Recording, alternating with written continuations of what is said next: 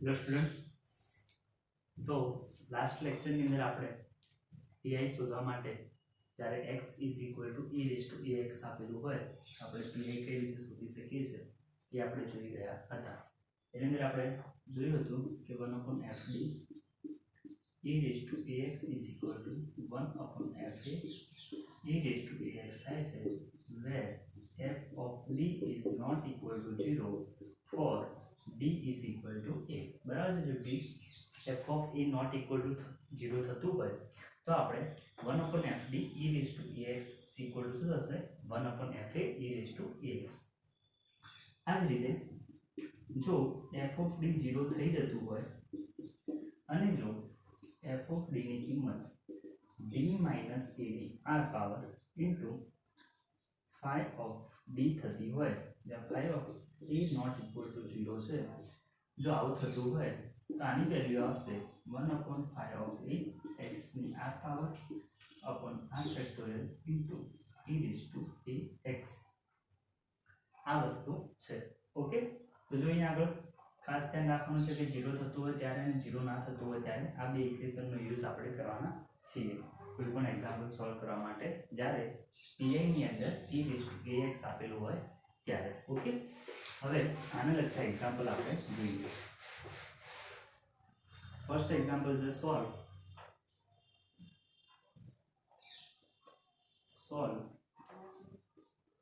d³ - 5d²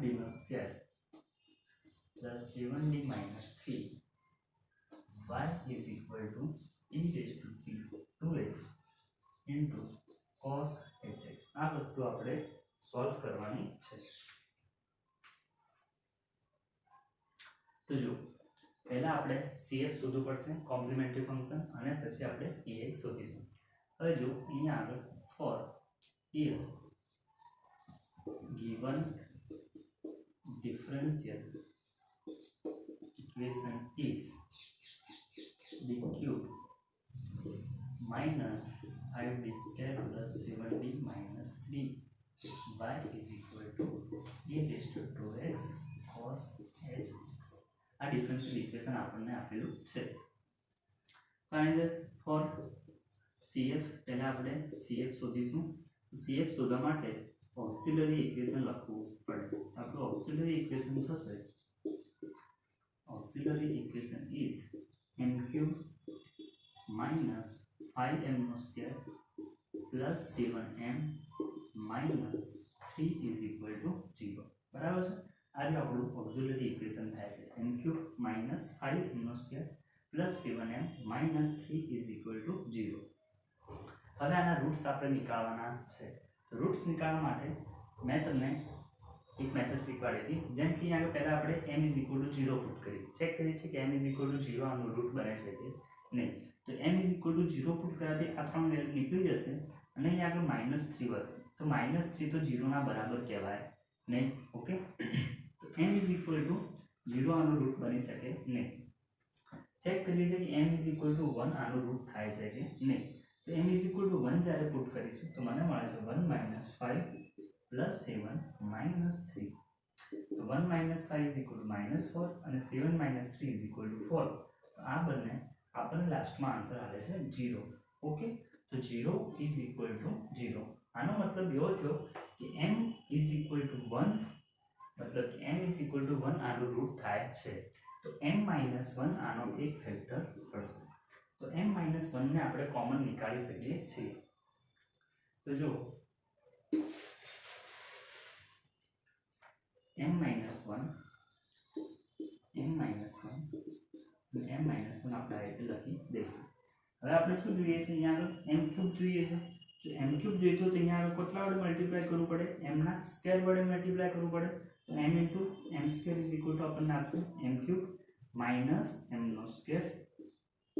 હવે અહીંયા કેટલા જોઈએ છે? 5m² જોઈએ છે. ઓકે, અહીંયા કેટલા છે? -m² છે. તો અહીંયા આગળ -4m² ખૂટે છે. તો -4m વડે આને હું મલ્ટીપ્લાય કરીશ. તો -4m² આના સાથે મલ્ટીપ્લાય થશે -- +4m પ્લસ 4m. અહીંયા આગળ કેટલા છે? 7 4m છે. અહીંયા આગળ આપણી પાસે પ્લસ 4m છે, આપણી પાસે 3 જોઈશે તો 3m - 3 is equal to 0. Okay, તો આ રીતનું આપણને ઇક્વેશન હવે મળે છે. તો 3 માંથી હવે આપણે શું કોમન નીકાળી શકીએ? m - 1 કોમન નીકાળી શકીએ. અહીંયા આગળ આવશે m² - 4m + 3 is equal to, okay,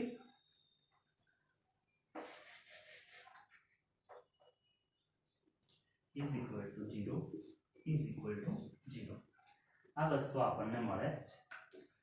m - 1 m² - 4m + 3 is equal to 0 અને m - 1 ઇઝ ઇક્વલ ટુ 0.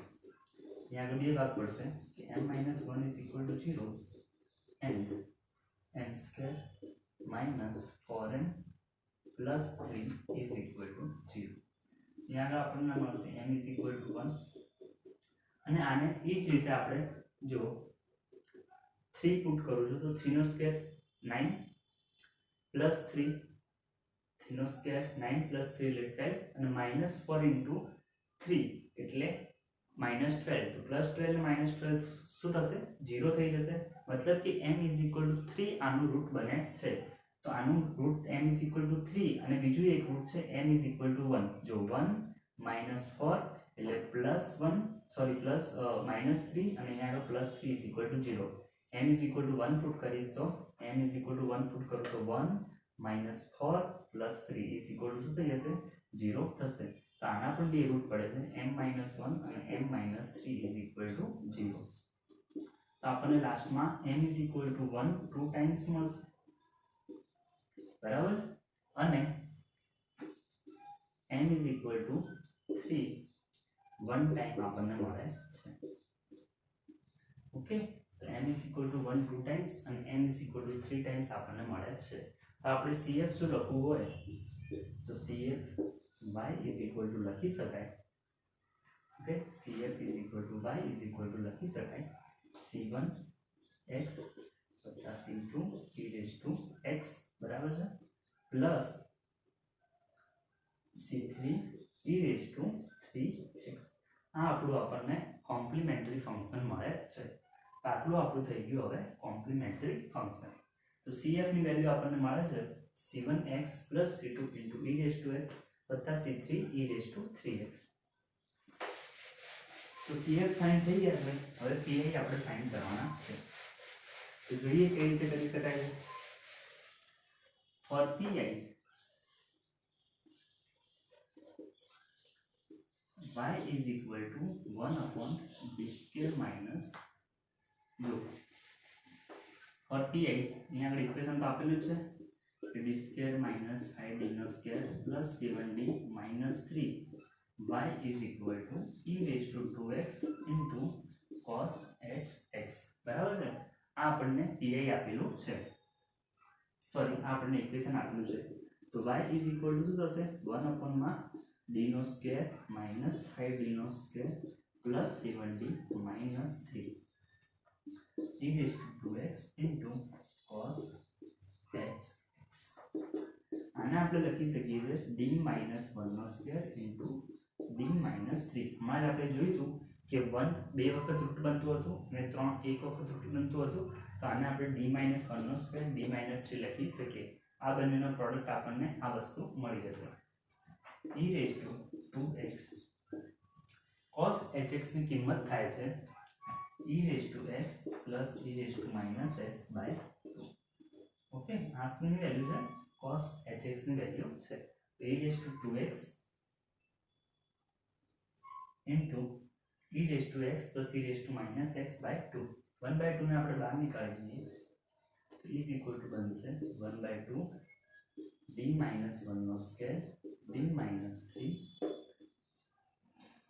અંદર આવશે e⁻2x. અહીંયા શું થાય? મલ્ટીપ્લાય થશે e⁻x સાથે તો આપણને મળશે e⁻3x વત્તા જ્યારે e⁻−x સાથે મલ્ટીપ્લાય થશે તો e⁻2x અને e⁻−x આપણને આપશે e⁻x/2.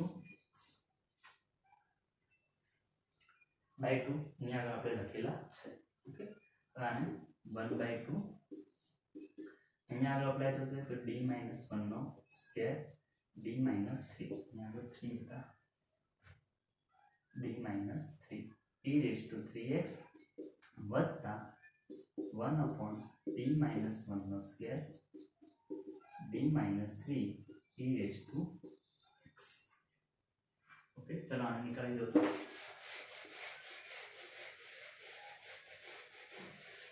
ઇઝ ઇક્વલ ટુ આપણને મળશે 1/2. હવે જુઓ કે અહીં આગળ e raised to 3x છે. જો d - 1 ના સ્ક્વેર ની અંદર d ની જગ્યાએ 3 પુટ કરો તો 3 - 1 નો સ્ક્વેર 3 - 1 = 2 થાય છે, મતલબ કે નોટ ઇક્વલ ટુ 0 મળે છે. તો આ ઇક્વેશન ની અંદર આ જે વેલ્યુ છે એની જગ્યાએ હું d ની અંદર d ની વેલ્યુ 3 પુટ કરી શકું છું. તો d ની વેલ્યુ જો 3 પુટ કરું તો 3 - 1 નો સ્ક્વેર મતલબ કે 2 સ્ક્વેર એટલે આપણને મળશે 4 અને 1/d - 3 e raised to 3x આપણે ફાઇન્ડ કરવાના રહેશે. એ જ રીતે અહીંયા આગળ e raised to ax એની કિંમત કેટલી છે? 1 છે. 1 અહીંયા આગળ પુટ કરીશ તો આ વેલ્યુ 0 થશે. અહીંયા આગળ પુટ કરીશ તો વેલ્યુ 0 થશે નહીં. તો અહીંયા આગળ હું પુટ કરી શકું છું. અહીંયા આગળ આવશે 1 - 3 એટલે -2 into 1/d - 1 નો square e raised to x. હવે જો 1/2 1/4. આજે e raised to 3x છે, અહીંયા આગળ d - 3 છે. ઓકે, તો અહીંયા આગળ આપણું ft હતું d - 1 નો સ્ક્વેર into d - 3.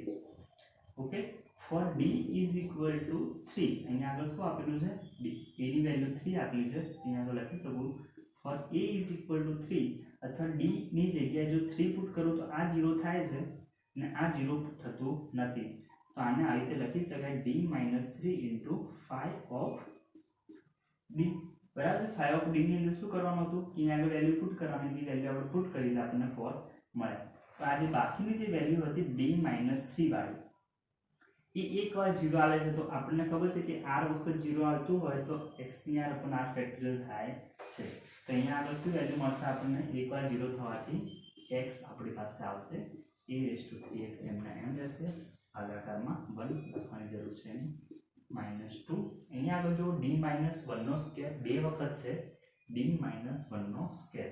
અહીંયા આગળ x નો સ્ક્વેર થશે e raised to x upon માં આવશે 2 ફેક્ટોરિયલ. તો ફાઇનલી આ અંદર જો મલ્ટીપ્લાય કરી દેવામાં આવે 1/8 x e raised to 3x અને આને જો અંદર મલ્ટીપ્લાય કરવામાં આવે તો -1/8 x નો square e raised to ax. આ આપણને pi મળે છે. ઓકે, ફરીથી અહીંયા આગળ e raised to 3x + e raised to x આપણને મળતા હતા d - 1 નો સ્ક્વેર d - 3 1/2 d - 1 નો સ્ક્વેર d - 3 આના ઉપર અપ્લાય થશે અને આના ઉપર અપ્લાય થશે. પછી આપણે સૂત્ર વાપરવાનું હતું કે આના માટે 0 થતું છે નહીં. અહીંયા આપણે કિંમત મૂકી શકીએ છીએ. તો કિંમત મૂકવાથી 3 - 1 નો સ્ક્વેર એટલે 2 નો સ્ક્વેર આપણને 4 મળે છે. સેમ વસ્તુ આપણે આની માટે કરીએ છીએ. પછી ફરીથી ફોર્મ્યુલાનો યુઝ કરીએ છીએ કે 3 મૂકવાથી 0 થાય છે અને અહીંયા આગળ એક પાવર હોવાથી x ની એક પાવર અને અહીંયા આગળ ભાગાકારમાં 1 આવશે. નહીં આગળ d - 1 ના સ્ક્વેરની અંદર 2 પાવર છે, અહીંયા આગળ 2 પાવર અને ભાગાકારમાં 2 ફેક્ટોરિયલ આવશે. તો ફાઇનલી આન્સર આપણને આ રીતનો મળે છે. ઓકે, તો હવે ફાઇનલ આન્સર જનરલ સોલ્યુશન લખવું હોય છેલ્લે general solution is y is equal to cf plus pa.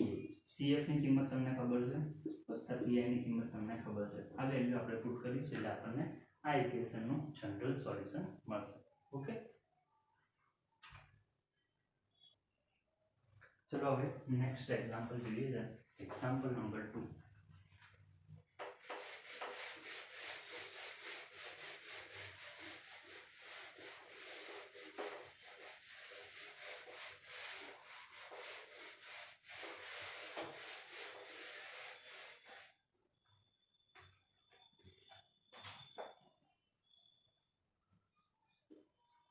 solve d minus n power y is equal to e raised to ax. બરાબર, આને આપણે સોલ્વ કરવાનું છે. અહીંયા આપેલું છે here the given differential equation is d1 given differential equation is b minus a n by is equal to e raised to x બરાબર છે નોન હોમોજીનિયસ ડિફરન્શિયલ ઇક્વેશન છે સોલ્વ કરવા માટે આપણે શું કરવું પડશે CF અને PI બંને ફાઇન્ડ કરવા પડશે b minus a n by is equal to e raised to ax આપણને આપેલું છે તો for CF auxiliary equation is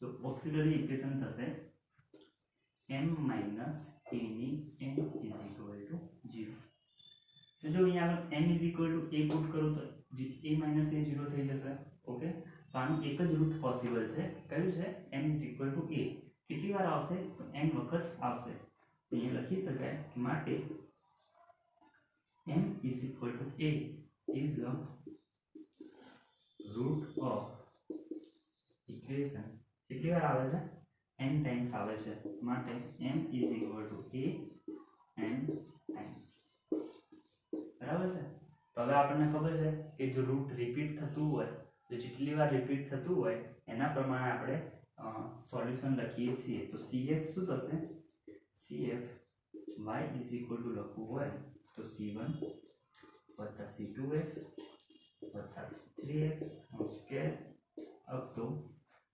cn x ને n minus 1 in raised to ax okay y is equal to c1 plus c2x plus c3x no square plus up to cn x n minus 1 into e raised to ax આ આપણો final answer થશે CF ની અંદર okay તો આ રીતે આપણે CF find કરી શકીએ છીએ હવે આપણે ફાઇન્ડ કરવું છે PI તો PI ફાઇન્ડ કરવા માટે શું કરવું પડશે d minus a ની n y is equal to e raised to ax આપણને આપેલું છે તો માટે y is equal to થશે 1 upon d minus a ની n into e raised to ax okay y is equal to d minus a ની n into e raised to ax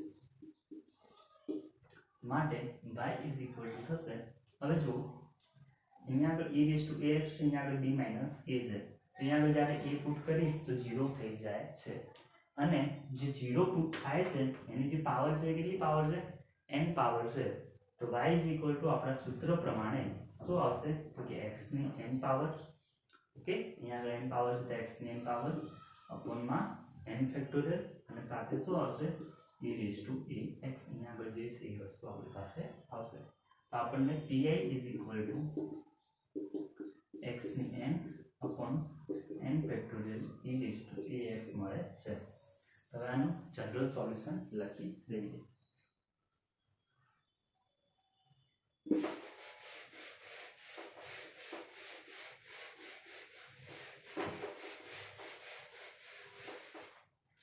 so general solution of given differential equation is y is equal to CF plus PI CF ની કિંમત કેટલી છે આપણી પાસે C1 વત્તા C2x વત્તા C3x નો square up to cn x n minus 1 e raised to ax વત્તા pi આવશે pi ની કિંમત આરી મળે છે વત્તા x ની n upon માં n factorial e raised to ax તો આ આપણું જનરલ સોલ્યુશન કહેવાશે ઓકે ચલો તો જો આ બે એક્ઝામ્પલ મેં તમને જ્યારે pi ની અંદર e raised to ax વાળું ટર્મ આપેલું હોય એ કઈ રીતે ગણી શકાય એ બે એક્ઝામ્પલ આપણે જોઈ ગયા એક બીજું એક સૂત્ર લખી દેજો કે sin of hx શું થશે e raised to x minus e raised to minus x by 2 કોઈ જગ્યાએ sin hx આપેલું હોય તો આપણે શું કરવાનું રહેશે એને e raised to x ની અંદર કન્વર્ટ કરવાનું રહેશે અને પછી આ મેથડ યુઝ કરી શકીએ છીએ pi શોધવા માટે હવે જુઓ હું તમને થોડાક એક્ઝામ્પલ આપું છું, તમારે હોમવર્કમાં કરવાના રહેશે. ઓકે, પ્રેક્ટિસ માટે છે, બધા ખાસ કરજો. એટલે એક્ઝામ્પલ કરશો તો જ આવડશે, બાકી આવડશે નહીં. તો હોમવર્કની અંદર example 1, solve d square x upon dt square is equal to x plus a raised to a and a raised to minus t. Solution લખાઈ દીધું છે. y is equal to c1 a raised to t, c2 a raised to minus t, 1/2 t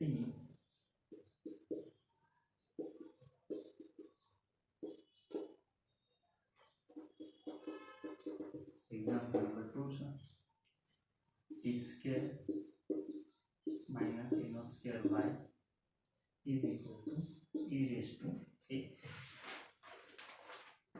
આનું solution છે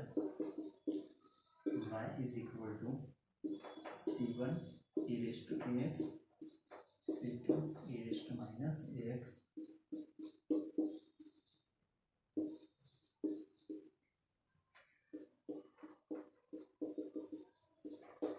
Example number 3, d square minus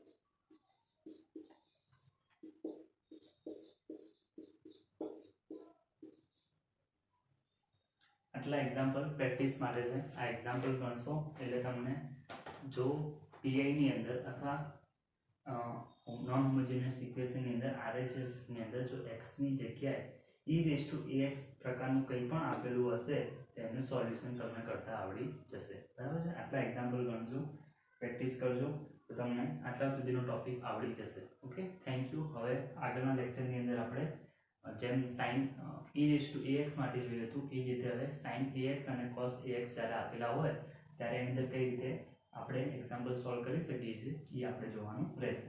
okay, thank you.